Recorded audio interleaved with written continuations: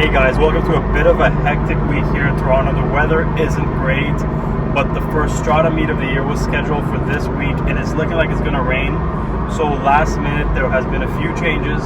Today's Tuesday, Strada has been moved to Thursday where it was originally supposed to be Friday.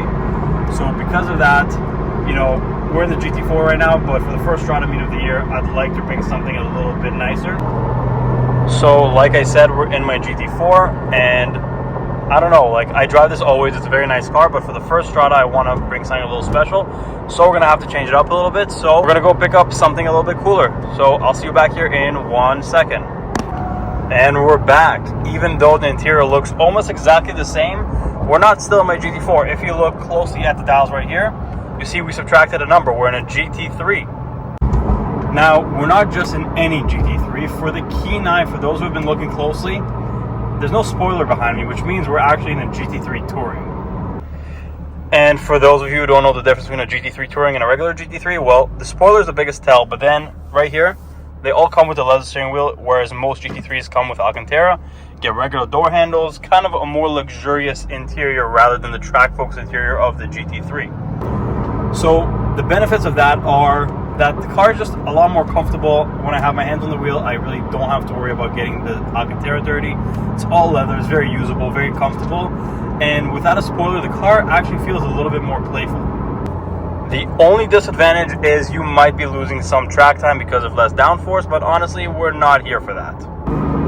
Well, if I need a motivation to trade from a 4 to a 3, or just get a GT3, I mean, this car really does it. I haven't driven a 901 1.2. I want to say since July, and these cars are so much more aggressive than my car.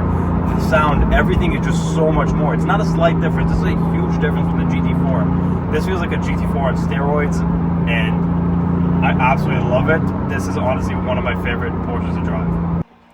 So it's the next day. The car was full of dust. I mean, the car was probably sitting for like 8 months, so it collected dust a little bit. Just cleaned it, so it's going to look good for tomorrow, hopefully. Doesn't look too promising. I'm going to leave the car outside for maybe another hour. Hopefully it doesn't rain and kind of ruin the wash.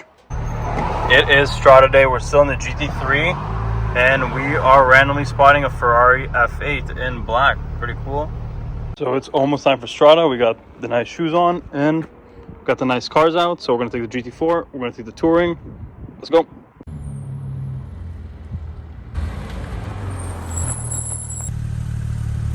We just left Strada. Unfortunately, I couldn't really film in there because there's a ton of music playing and I don't want to get a copyright claim on my video.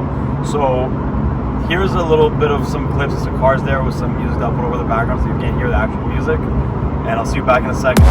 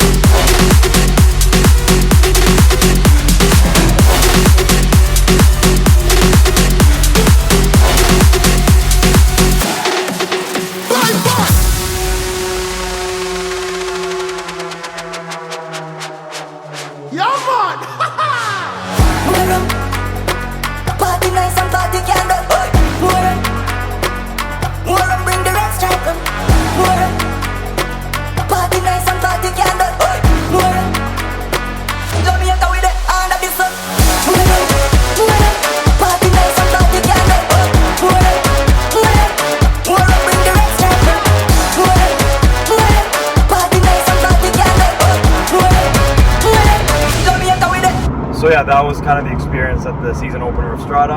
Honestly, it's so awesome to go there with kind of like 2 cars, which was a GT3 and a GT4. I've been going since I was like 15. I would get people driving there and have a license. Then like I never really went in nice cars, and now it's kind of crazy to have a GT3 and a GT4 there. Like, it was so awesome, and then you get to catch up with everybody. Like, I honestly love Strada. It's a little hectic, but it's so much fun. Okay, some post-Strada dinner on the GT4 wing, because there's no wing on the GT3 Touring, sadly. And we're at some BMW meet. They actually have 2 of the new M2s. This is the first time I'm seeing them in person. Very cool in the red and the blue. I think this was the launch color. And then we have Jamie's one. We've seen it a million times before. We have Keenan's M4. Pretty cool.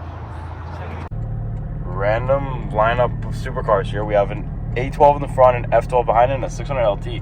We're not even in a meet or anything. We're just randomly driving around. We're even back in the GT4. Pretty decent way to end the night.